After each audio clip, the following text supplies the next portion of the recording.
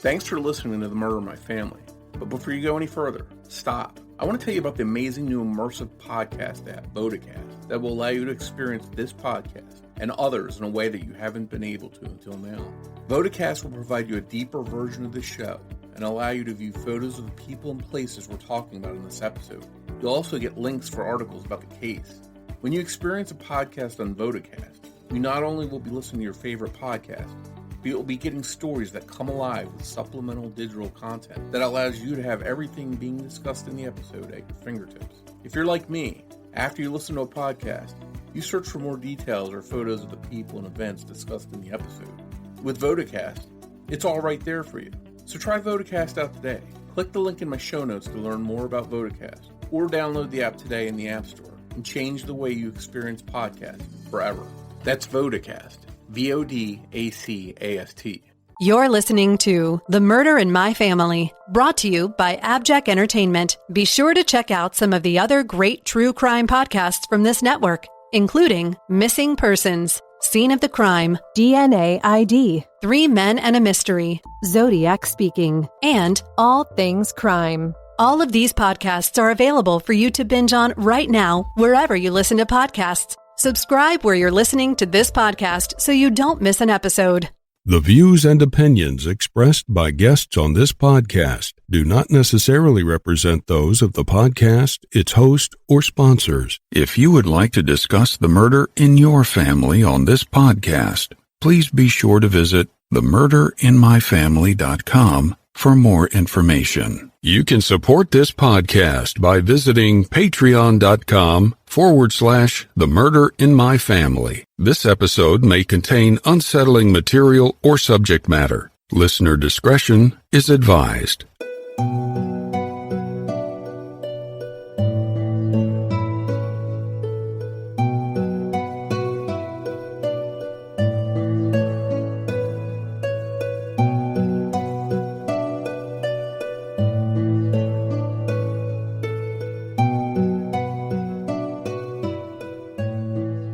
Thank you for joining me for this episode of The Murder of My Family.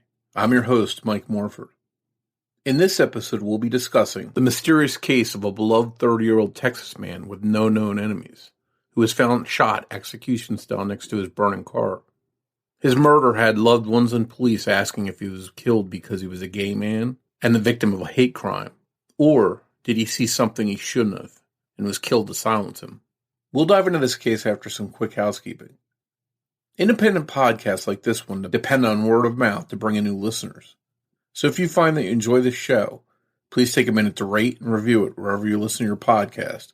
And be sure to introduce a friend to the show and invite them to listen. With your help, The Murder of My Family can continue to grow and reach a new audience. To learn more about the show or the cases we discuss, please visit themurderinmyfamily.com. You can also find us on Twitter with the handle @MurderInMyFam, or by searching for the Murder of My Family podcast on Facebook. If you'd like to support this show through a Patreon donation, it's always appreciated, and you can do so by visiting patreon.com/the Murder of My Family. Benefits of supporting the show on Patreon include early access to ad-free episodes of the show, plus bonus content not heard in regular episodes. Support may also include thank you cards, stickers, and more. If you prefer to, you can also support the show through a PayPal donation by visiting paypal.me/the Murder of My Family. In each episode, I'll give shout-outs to any new supporters. In this episode, I'd like to give a shout-out to Gina Gigi from across the pond in the UK. And thank you to all the supporters that generously donate to help keep the show growing and improving. One last note. Please consider supporting any of the sponsors that you hear on The Murder of My Family, the way that those sponsors support the show. It's with our sponsor support that the show can go on and continue to provide a platform to share these stories with you in every episode. Thank you. And now on with the show. Juan Leon Laureles, or Leon as he was known to family and friends, was born on January 3rd, 1966, and grew up in Brady, Texas. Leon was the youngest child in the family with 8 older siblings. After all of his brothers and sisters moved out of the family home, Leon ended up taking care of his parents as they aged. Both of his parents were diabetic, and each had gone through a major surgery. When Leon got his driver's permit at the age of 14, he would drive his parents to doctor's appointments and pick up their prescriptions for them, sometimes missing or being late to school to be able to do this for them. Leon also tended to housework, as well as doing the cooking, something he enjoyed and was apparently very good at, his family recalls. Remarkably, Leon's family doesn't ever remember a time when he complained about his role as caretaker, even at 14 years old. At an age when most of Leon's peers were out having fun, he was focused on helping those he loved. Leon attended high school at Brady High School, where he took part in band all 4 years, graduating from there in 1985. Arlene Harbison, Leon's niece, was close in age with him, and they were raised more like cousins or siblings rather than uncle and niece, and they formed a tight bond. Besides being family, they were really great friends. Arlene would help Leon clean his parents' house every Saturday. After high school, Arlene got married, had a baby, and then got divorced. Leon moved to San Angelo just to help Arlene watch her son while she worked. He would also do the same for her next two sons, even moving to Brownwood, Texas, when Arlene moved there, further proving just how selfless and dedicated to his family Leon was. Leon became a checker at Kroger's food market and worked the overnight shift. He excelled at his job and enjoyed working there. The company recognized the best qualities in Leon, and he was promoted to manager. While Leon focused on family and friends so much and worked a full-time job, he sometimes suffered in his personal life. Compounding things for Leon was that he was a gay man, something he was open about to those closest to him. But in a mostly conservative state like Texas, he chose not to widely share that outside of his inner circle. On May 10, 1996, just half past midnight, authorities in Brownwood, Texas received a 911 call about a burning car near FM 2126. FM 2126 is a farm road that runs through Brownwood. It's paved and looks like a highway, but it winds through nothing much more than farmland and connects to other larger roads that actually lead somewhere.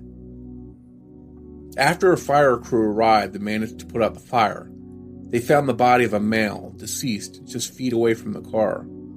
But this person didn't die from a car fire. In fact, he wasn't even burned. He had been shot in the back of the head in what appeared to be an execution. His body was very close to a fence that surrounded a gun range. The burned car was determined to be a 1988 Ford Thunderbird that belonged to Juan Laureles, and authorities quickly determined that the gunshot victim was Leon. At the time of his death, Leon was 30 years old and living with his older brother, George, in Bangs, Texas, just 10 miles west of Brownwood. Leon left the home he shared with George at 11:30 p.m. on May 9th, on his way to his job at Kroger's grocery store, where he was due to work the graveyard shift starting at midnight. But Leon never showed up that night, something that immediately didn't sit right with his coworkers, because Leon was reliable, punctual, and always communicated well with his supervisor and fellow employees. The drive from Leon's home in Bangs to the Kroger should have only taken about 15 minutes, and it was a drive that Leon had made many times. There was plenty of time for Leon to make it to work on time, or even get him there early ahead of his shift. This leads many to wonder what happened to Leon during that 10-mile drive. But some of Leon's coworkers at Kroger claim that Leon did make it to the grocery store that night, at least to the Kroger's parking lot. These coworkers remember seeing his 1988 Thunderbird, a distinct car, parked in the parking lot before his 12 a.m. shift was supposed to start. Sometime between Leon's colleagues seeing his car and noticing that Leon didn't show up inside the building, the Thunderbird disappeared from the lot. No one saw who drove it away, and no one's quite sure when. But by 12:30 a.m., someone did report seeing that car on fire on FM 2126. The timeline is very tight here. News of Leon's cold-blooded murder devastated his family, friends, and coworkers. None of them could think of any reason why someone would kill such a warm, caring, and friendly person in such a brutal fashion. Opinions about the motive behind Leon's murder seem divided. Many believe that Leon's murder was a hate crime, and that he was targeted because he was a homosexual man living in West Texas, where that kind of lifestyle may have been unacceptable in 1996 to many people. Others believe that Leon saw something that someone didn't want him to see. Leon's family and many in his community seem mostly set on the idea that his murder was a hate crime, because he didn't feel safe being open about it in Brown County or in Brady. As I mentioned earlier, some of his friends and family knew, but mostly he didn't talk about it. Perhaps someone that Leon was romantically involved with was afraid that their relationship with Leon would come to light. There were rumors of an area teacher that was not openly gay having some sort of relationship with Leon. For whatever reason, the authorities seemed to believe more in the theory that Leon witnessed something he shouldn't have, and he was killed to silence him. It's not entirely clear what they base this belief on, but one thing seems like a distinct possibility, that whoever killed Leon may have been in his car and wanted to destroy evidence. This would explain the need to burn it on top of killing Leon outside of the car, but it's also not entirely clear that Leon was shot where he was found. He may have been dumped there along with his car. Since we're discussing different areas here in this episode, including the Kroger's where Leon worked on Main Street in Brownwood, Texas, the home he lived in Bangs, Texas, and where his body and car were recovered on FM 2126, it may be hard to visualize all of these locations in relation to each other. If you're experiencing this episode on the Vodacast app, it may help to paint a clearer picture for you, due to the visual side of Vodacast. The only real clue police seemed to have following Leon's murder was a distinct truck seen by an eyewitness following Leon's car up the farm road. It was a pickup truck of an unknown model that was, quote, possibly a 1-ton, possibly red and off-white or beige with no bed on the truck. Despite the unique description of that truck, it, along with its driver, was not identified. Eventually, Leon's case went cold. Leon's niece, Stephanie, who was just a child when her uncle was murdered, is now a librarian. She wanted to research her uncle's case. Her research led her to the knowledge that just 2 days before his death, Leon told his older sister that people were upset with him and that they wanted to hurt him, but Leon claimed to not have any idea why they wanted to hurt him. This may back up the police theory that someone suspected that Leon might have knowledge of a crime and wanted to silence him, and perhaps Leon didn't even witness anything, or at least didn't realize that he did. Stephanie believes that whoever killed him had to be someone he knew, or he never would have left the Kroger parking lot with them willingly.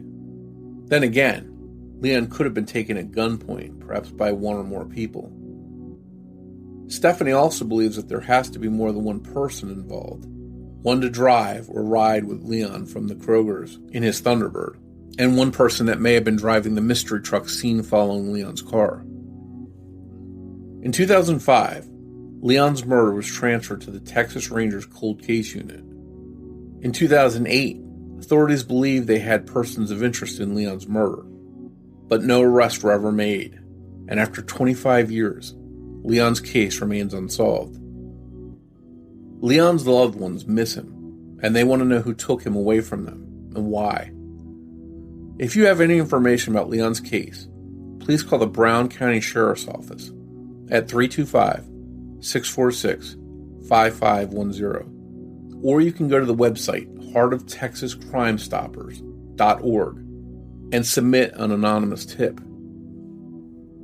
Leon's beloved niece and close friend, Arlene, joined me to discuss this senseless and tragic case. That conversation is coming up in just a moment.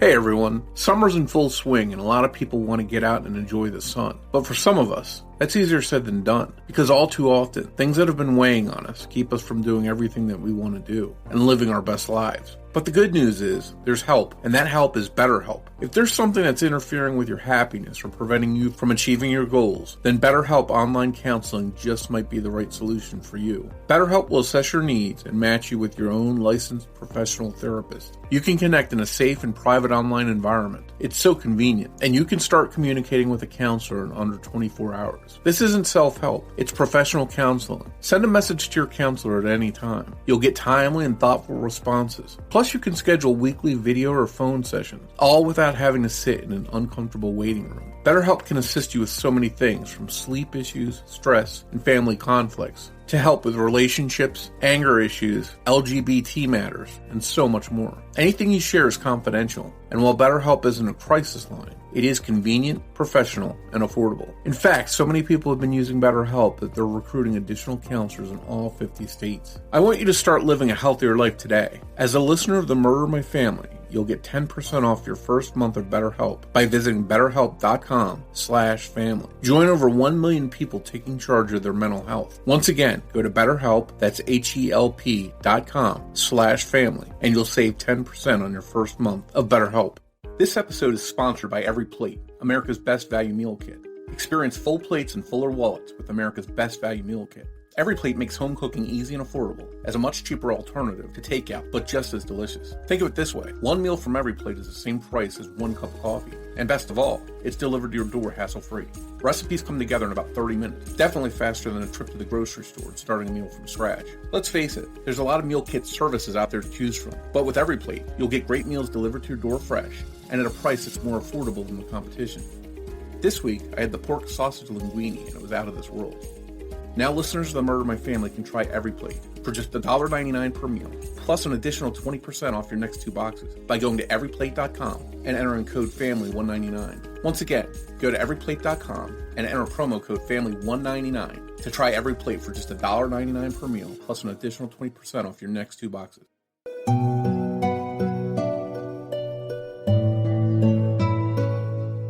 Hi, Arlene, and welcome to the show. I want to thank you for coming on to discuss your uncle's case with us. Hi, Mike. Thank you so much for having me. I really want to get the word out, and I appreciate all your help. My pleasure, and I know that you've been an active advocate for your uncle's case, so I really look forward to hearing your insights about what's happened. But before we get into the details around the mystery of how your uncle died, can we talk a little bit about his life and maybe let us know a little bit about him and maybe some of your memories of him? Yes. He and I were very close. We were just a little over 2 years apart in age, so we basically grew up together. He was the youngest in his family, and I was the oldest. My mom was 17 when he was born, so like I said, we grew up together. Went to school together. When we were older, he took me to school. We were in the band together. We'd go out dancing on Saturday nights. As we grew up, he lived with me. When I had my first son, he lived with me 2 years. And then I had 2 more children, and he lived with me another 2 years. And he's the one that taught my kids, how to write their name, their numbers, their colors. And he would work the graveyard shift so that he could watch my kids during the day while I worked until he moved in with his older brother in Bangs. So it sounds like he was heavily involved in your life and your children's lives as a mentor, not just an uncle. Yes, very much so. He was basically my best friend. He was always there for me. He was there to help me through my life and through my children's lives without ever asking. He was just that kind of person. Family was a big deal to him, and he would just help anyone. He basically took care of his parents as he was growing because they were really sick. And so he would have to take them to doctor's appointments, get their medications, make sure they took their medications, cooked and cleaned, and he did all of that from a very young age until they passed away. It sounds like he was very giving with his time and for his family. Yes, very much so. And he loved all of his nieces and nephews and, would spend time with each one of them and bought them gifts for their birthdays. And he did the same with my children. And we all have very fond memories of him. He was just a very caring, loving, and selfless person.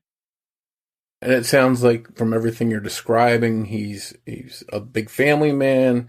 He's got a good job. He was a manager at a Kroger?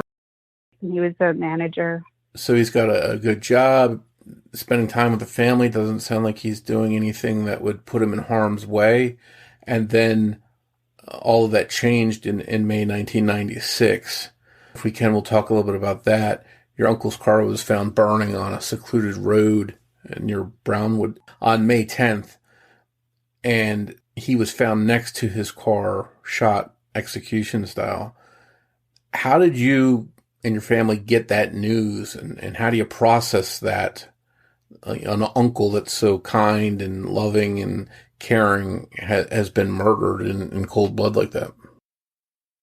Yeah, it was devastating. It was absolutely the worst day of my life to this day. The police actually contacted my uncle, the one that he lived with. So then he contacted the rest of the family, and I got the phone call in the middle of the night. And I remember, my cousin telling me someone killed Leon. And I was like, what? Like, you're thinking this is not real. This is a joke, a really bad joke or something. So she kept repeating it. And then I just remember just yelling, no, no, no. I dropped the phone and I'm crying. And I really don't even remember what happened after that until like later in the day when we were at the sheriff's department. I don't even know how I got there. I was just so devastated. Like, I couldn't believe this actually happened. He was such a kind person. Everyone loved him. I can't imagine why anyone would want to hurt him. You mentioned going to the police station, not really even remembering, I guess, because you're in shock and you're sad. Do you remember what they said? Did they give you any kind of clue? Did they have any clues even to work with at that point? No, actually, they never ever spoke to me. They would only speak to my Uncle George. I don't know why that is, but they didn't speak to my mother or any of the women. It was just my Uncle George they spoke to. So he would relate the messages to us. And they told him that because, the car was set on fire and they had to put the fire out, that there would be no evidence on the car. So they didn't have anything to work with. All they knew is the person that contacted 911 when they saw the car burning was there was a white or off-white truck with a flatbed that was driving very slowly on the shoulder of the road that they saw behind Leon's car. And to this day, they've never found that vehicle, which I find very strange because Brownwood was a very small town and, everyone knows everyone, and the truck not having a bed at the back kind of seems like you should be able to spot that easily, but they never found that. And it's very frustrating when you have very distinct vehicles that should stand out and someone should remember in a community. I don't know how large the community is, but something like that should stick with someone, should register, and then to not have anyone come forward to say they know who that truck belongs to must be frustrating. Absolutely. I mean, like I said, it was a small town and everyone knew everyone basically. So there had to be somebody that knew of someone that owned a vehicle like that, but no one's ever come forward and the vehicle has never been found. So early on, you're dealing with the emotion, you're getting this news, you're having to process it. I'm sure your family is just, those first few days must have been awful. Did there come a point where you started thinking to yourself, something might have been amiss in the days leading up to Leon being murdered? Did you remember something odd or something that stood out that maybe looking back he may have been worried about? Yeah. Actually, recently I've spoken to a cousin that gave me a lot of information on the days leading up to his murder, which I had never heard before. He said that he told the police investigators and they never contacted him again, never looked into the information he gave them, and they have never returned his phone calls. He told me that he saw Leon 2 days before at the park speaking to some guy in a red car, and he was leaving the park, so my cousin followed him, but he got caught at the stop sign and he noticed that the police investigators stopped the guy in the red car, but just spoke to him for a few minutes, and then he went on. So he went back to the park and spoke to Leon and asked who that guy was. Leon said it was a friend from the hospital. He was a doctor. And he told the investigators that, and they never followed up. They refused to return his phone calls, and I guess he just kept it to himself till recently when he told me. So I don't know whatever came of that. I don't even know who these investigators were because he couldn't remember their names, and he was actually living in the halfway house at that time. And so he didn't even know how they figured out where he was or who he was. So he got the feeling that they were just basically asking him questions to see how much he knew about this.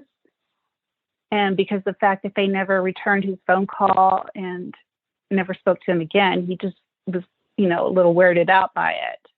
It's kind of suspicious to me because when this happened, it's out of the city limits. So it was the sheriff's department and the Texas Rangers that were investigating Leon's case. It wasn't the local police department. So I don't know who these investigators were. So another frustrating thing, you have a vehicle already that seems to stand out that no one knows about. And then you have this interaction that you can't find the details for as well. Yeah. Also, I learned that one of the local people in Brownwood spoke to Leon also 2 days before this happened at the coffee shop he worked at. And he said that Leon told him that he was a little upset because the person that he was seeing was a man, a teacher from the Brady, Texas. That's where we grew up. And that Leon didn't want to keep it a secret anymore, but the teacher refused to come out because living in this super small conservative town, he was afraid he'd, be let go. And so he didn't want to come out. So Leon was upset about that. And then whenever Leon was murdered, he did call the sheriff's department and gave them this information. And he also never heard back from them either.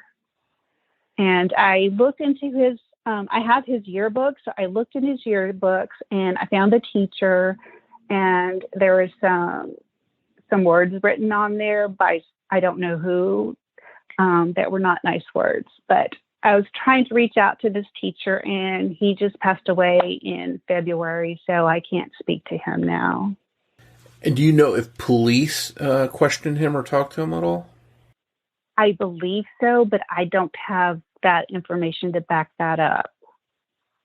And one other thing I had read about doing some research is that your uncle may have been worried about some phone calls that he got as well during the days leading up to his murder. Can you talk about that at all? Yeah. Several days before this happened, he went to his sister, Lily, and told her that there were some people that were mad at him.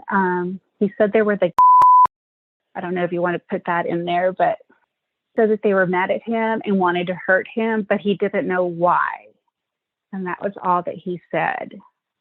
When we touched on your uncle is a family guy. He's got a job. He's not, hanging out with unsavory characters.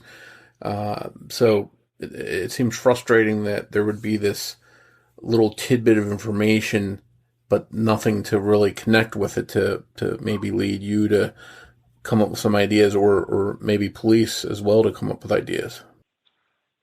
Yeah, and also last week, one of his coworkers reached out to me and said that in the weeks before that there were people harassing him, but she didn't know who. But Leon was scared at work because people were harassing him.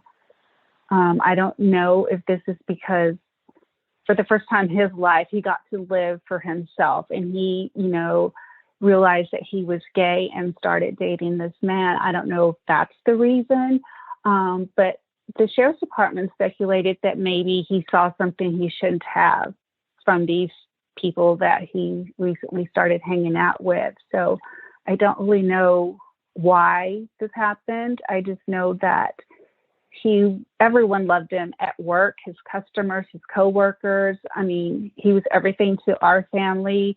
I don't know a single moment that he ever raised his voice at anyone or was mad at anyone. So I really find it hard to believe that somebody would want to do this to him. I don't understand it. And my heart's been broken since then because he was my best friend and we did so much together. He helped me through a lot of things and he was always there for me. And there's always going to be that emptiness because he's not around, to see my kids grow up, see my grandkids. It's just really heartbreaking. And I feel like I'm fighting this fight alone. So I'm so grateful to you guys that are helping me get the word out because he's been forgotten and he deserves justice because he was such an amazing person. He definitely sounds like it.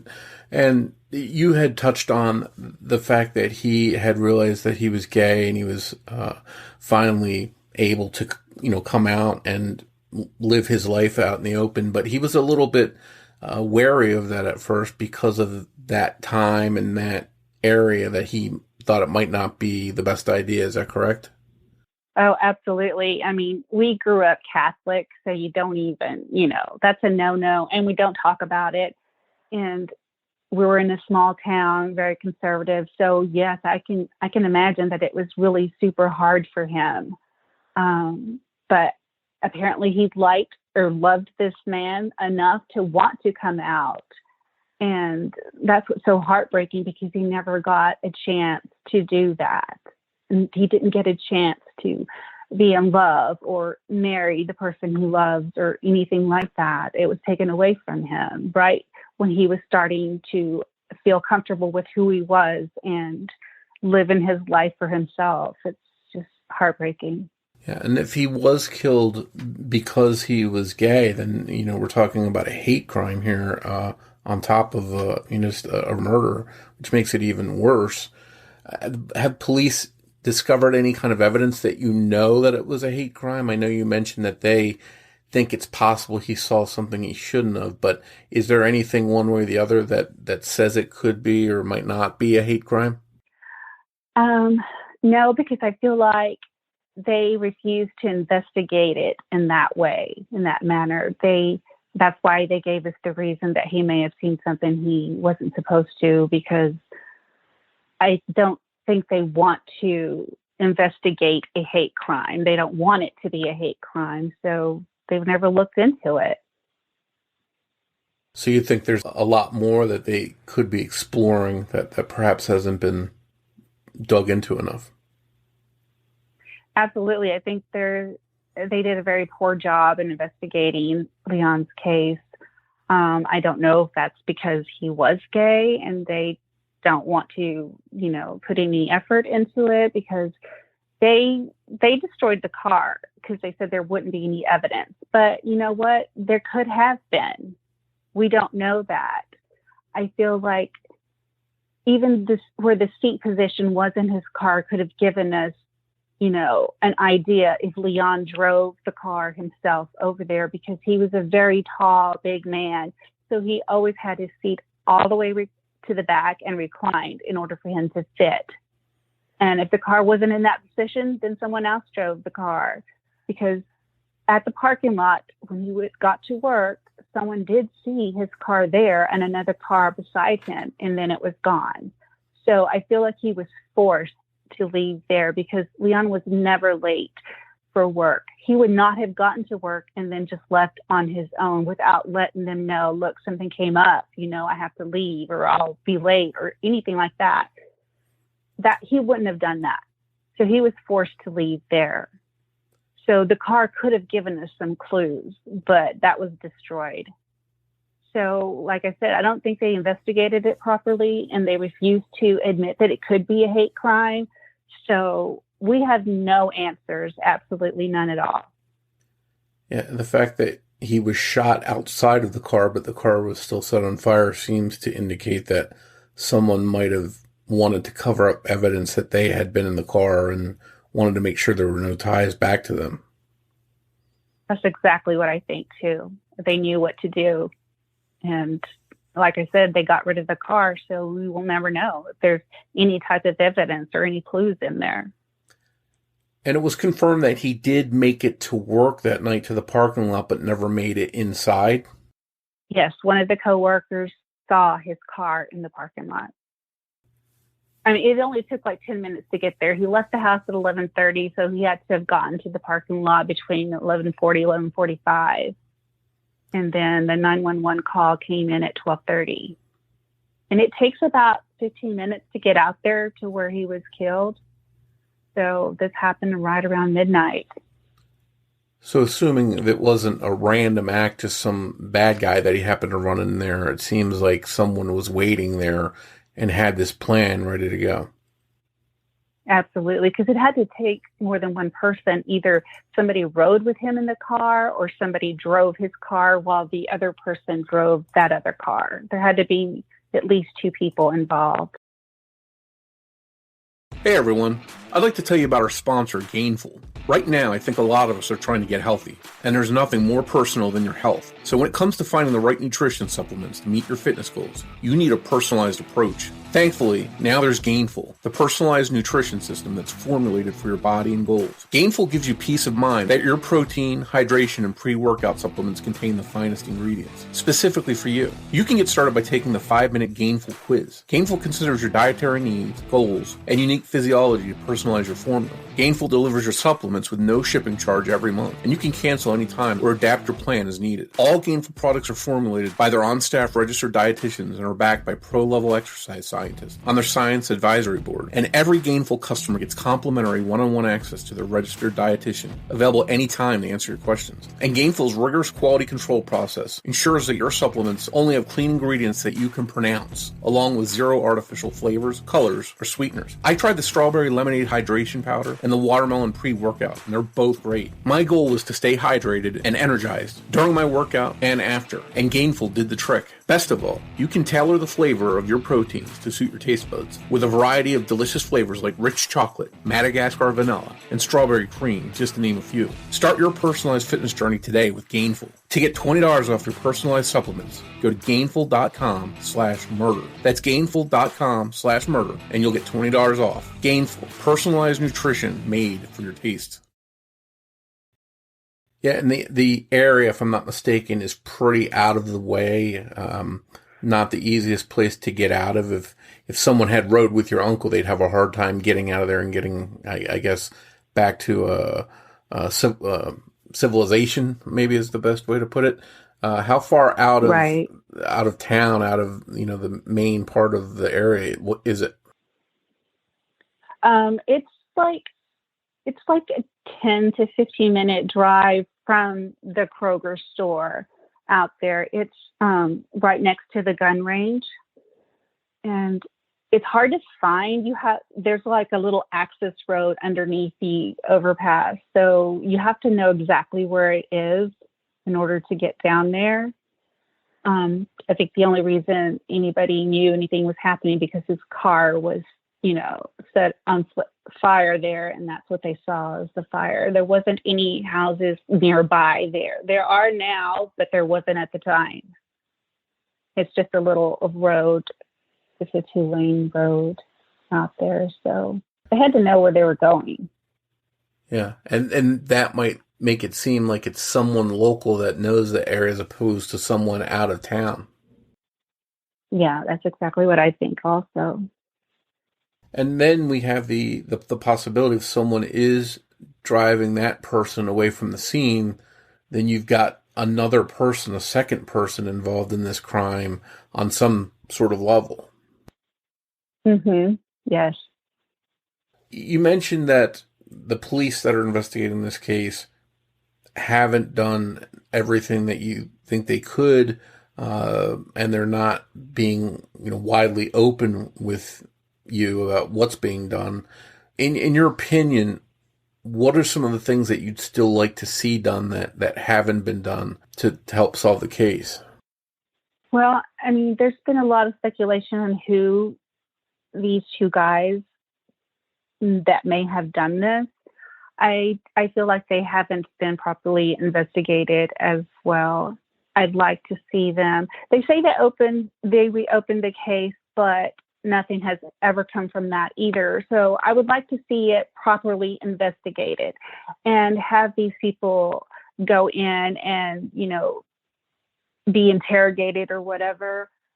I want to see them having an actual effort in trying to solve this, because I feel like it's such a small town. Somebody knows something. Somebody knows who did this. Those people probably have talked to other people and told them what they did. There is somebody out there that knows, but they are afraid to come forward. And in my opinion, the reason they're afraid is because someone is threatening them. And my speculation is it's law enforcement. We did hire an investigator after Leon was murdered, and he did inform us that there was a lot of corruption in that town with the law enforcement, and his life was threatened. So he had to quit the case, and he has also refused to speak on it. I don't know what happened there. So I feel like there's a lot of things we have not been told. That's got to be frustrating to have, the police are supposed to be investigating the case, not only not sharing with you, not being open with you, but some possibility that they're involved on some level, and then you've got the investigator you hire to help you that also shuts down and doesn't want anything to do with digging into that line of questioning. Yes, it's so frustrating. There's also been rumors that one of the persons involved is a son of someone in law enforcement there in town, and that's the reason there's been a lot of cover-up. But I don't know that for a fact. Those are just rumors that I've heard, and it kind of makes sense, Don't know what's going on. Well, the case is 25 years. It's a quarter century old, which is, at time, I don't know how it felt for you, but it seems like I remember back to the mid-'90s, and I can't believe it's been that long now. But for you to be without someone who was such a close friend and relative to you and in your life, that has to have been a tough time. It has been really tough. And we just celebrated his 25th anniversary, and it brings up a lot of memories. I mean, it's been 25 years, and you'd think I could get past it now, but it just hurts like it was yesterday. I can't believe he's not here. I can't believe someone would want to hurt him. And I can't believe that this case hasn't been solved when it absolutely could be solved if there was proper investigation. Well, and let's hope that something is out there, someone is out there maybe that holds the key. As bad as 25 years is with no answers, in a way, that time has passed, so maybe someone who's afraid of someone else now is in a different position where they can come forward and share information because they're not afraid of someone. Maybe someone they were afraid of has passed away or has gone to prison, and now they can talk. So maybe that passage of time can help in some way as far as someone coming forward with information. Yeah, that's exactly what I'm hoping for. It's been 25 years. Please, if you know anything at all, please reach out. Leon deserves justice, and I'm still here fighting for him. Yeah, I know you've been quite an advocate for his case. I know you've done podcasts. I've seen several interviews that you've done with the news. Do you have any Facebook pages or websites or anything like that set up that we can direct people to? Yeah, I have a page called Justice for Leon that I have set up for him. I haven't gotten a lot of, responses or likes on there, but I'm hoping as we get the word out that people, will look at his page, remember something, and, speak up. Yeah, and you never know. The right person maybe just needs to see it, and it'll click something for them and say, you know what, I remember that case. I thought it was solved, but it's not, and maybe I have some information that might be of help, so the right person might see it come forward. And we'll definitely put it out on social media so that people in that area can share it and hopefully get it in front of the right eyes. Yes, absolutely. That's what I'm hoping for, and I thank you so much for doing this for us. My pleasure. And if anyone out there listening does have information regarding Leon's case, please contact the Brown County Sheriff's Office at 325-646-5510.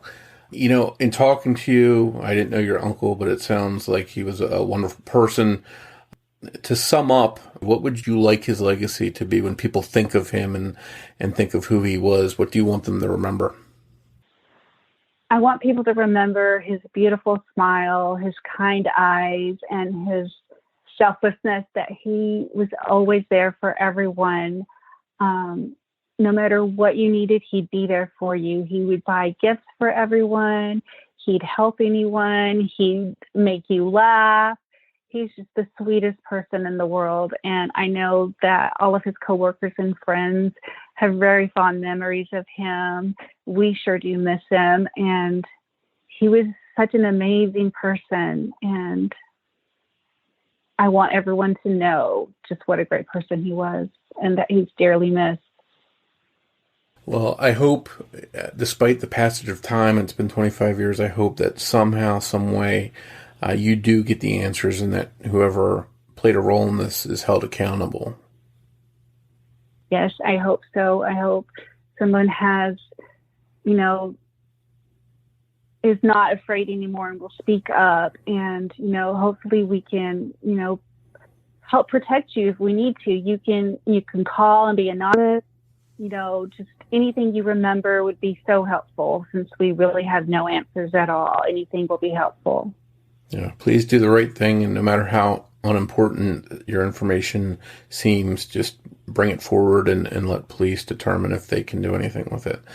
I want to thank you once again, Arlene, for coming on and discussing your uncle's case with us. And again, I hope that you do get some answers and find some justice for what happened to him.